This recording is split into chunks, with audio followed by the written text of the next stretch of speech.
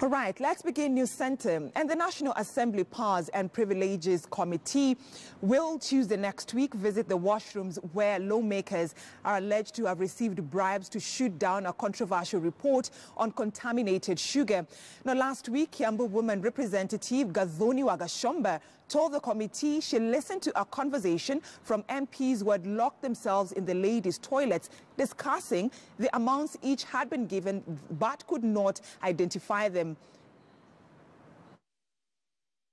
Last week, Wambushomba told the committee that she went to the toilet and found MPs discussing the loot each had received to shoot down the sugar report. Wambushomba said she only listened to the conversation but could not identify the members who refused to come out after they realized she was waiting to see who they were. The Speaker now wants to visit the ladies' toilets next week. Many of us were a bit unclear as to how somebody would be making a face and waiting to go to the loo and then be able to hear others discussing the story. But I think to the extent that she's saying it, I think it's only fair that we also get a proper impression of how the place looks like. It is claimed some members received as little as 10,000 shillings to shoot down the sugar report. Get into the space so that she can show us where she was standing. She talked about having been trying to make her face and then hearing other members.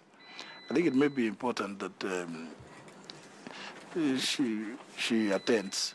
But like I said, it would be appropriate if it was a non-sitting day.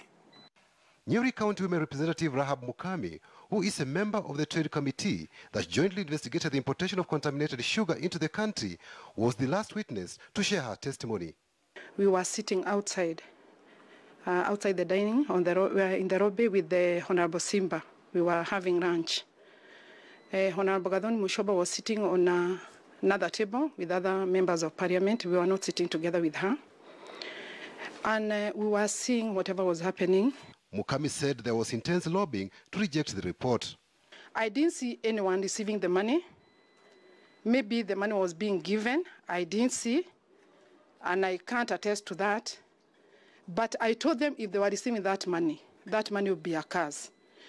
When she appeared before the committee, Wajir County Representative Fatuma Gedi denied bribing MPs but admitted to having lobbied MPs to reject the report.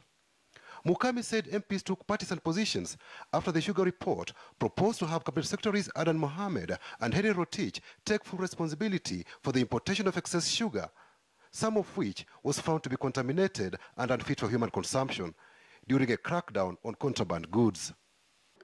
Honorable Fatuma, personally, I asked her, because she was walking in and out, going loud in the chambers, I asked her, why are you robbing members to shoot down this report?